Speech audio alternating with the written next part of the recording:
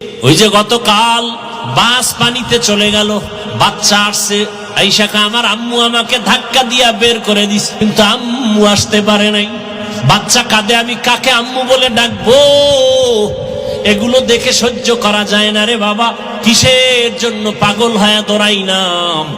ওই যে আপনাদের কুমিল্লা এলাকায় ট্রেনের ধাক্কায় বাসে মানুষ মরে গেল, ঈদের জামা কাপড় পরে আছে, ঈদের বাজার জামা কাপড় সব পরে আছে, জামা কাপড় নিয়ে যাবে আনন্দ করতে, কপাল বড় খারাপ, জামা কাপড় রাস্তায় পরে রইল, লাশ হয়ে গেল।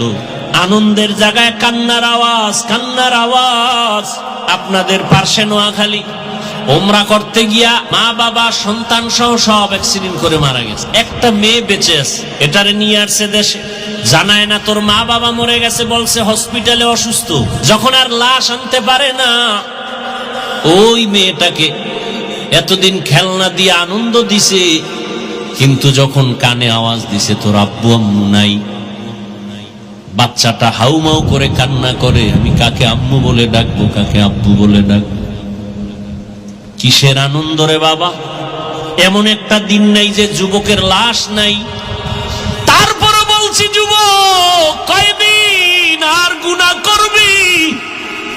মানুষের মনে শখ থাকে, সিনেমা হলের মধ্যে গেলে কি না জানি মজা, পার্কে পার্কে গেলে কি না জানি মজা। মনের শখে কম তো যাও না, এবার পায়ে হাত রেখে বলি তওবা করে ফিরে যাও। মনের শখে দাড়ি কাটছো, কি জানি মজা, এবার হাতে পায়ে অনুরোধ করে ধরে বলি এবার তওবা করো। মনে শখ লাগছে নারীদের নাচ গান দেখবা মজা, মনের শখ মিটে নাচ গান করছো, এবার ফিরে যাও, তওবা করো। আগামীকাল বেঁচে থাকার গ্যারান্টি আছে? আগামীকাল বেঁচে থাকার গ্যারান্টি নাই। নিজেরাই তো মিডিয়ায় তাকায় দেখো, এমন একটা দিন নাই যে মরণের খবর আর কান্নার আওয়াজ নাই। ওদের দিকে তাকাইয়াও কি তোমার দিল নরম হয় না? ওরে ঘুমের মধ্যেও কি মরণ হতে পারে না? পারে না?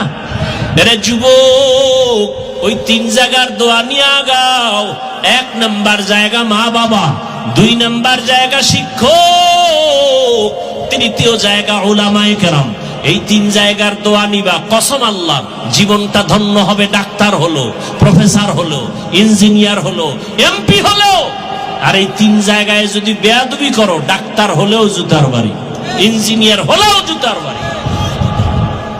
মা বাবার দোয়া নিয়ে চলো, শিক্ষকের দোয়া নিয়ে চলো, ওলামায়ে কেরামের দোয়া নিয়ে সামনে আগাও। অনুরোধ, যদি অজান্তে কোনো বেয়াদবি হইয়াই যায়, মায়ের কাছে গিয়া ক্ষমা চাও, বাবার কাছে গিয়া ক্ষমা চাও।